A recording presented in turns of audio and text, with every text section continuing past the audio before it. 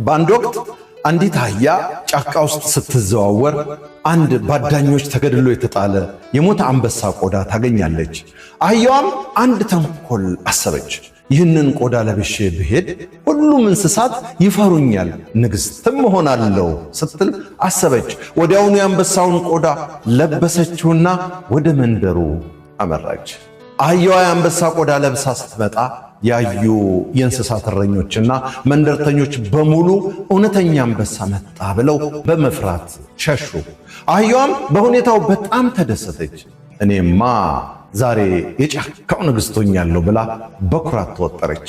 ሁሉንም ስታስፈራራና ስታሳድድ የቆየችው ይህች አህያ ኩራቷ ከአቅሟ በላይ ሲሆን አንድ ትልቅ ስህተት ሰራች። እውነተኛ አንበሳ መሆኗን ይበልጥ ለማሳየት ፈልጋ ድምጿን ከፍ አድርጋ መጮህ ጀመረች።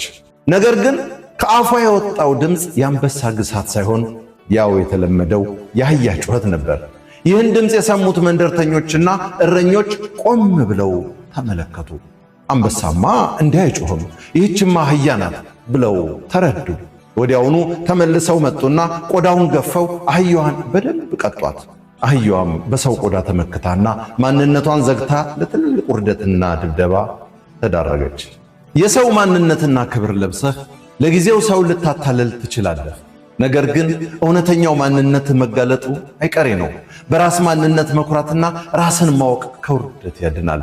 የሰው ወርቅ አያደምቅ እንዲሉ አበው። ከኢትዮጵያ ጥንታዊ ስነ ምግባራዊ ተረት ከሚል መጽሐፍ የተወሰደ። በለጠ ሸቴ ዘሀገረ ኢትዮጵያ እንዳቀረበው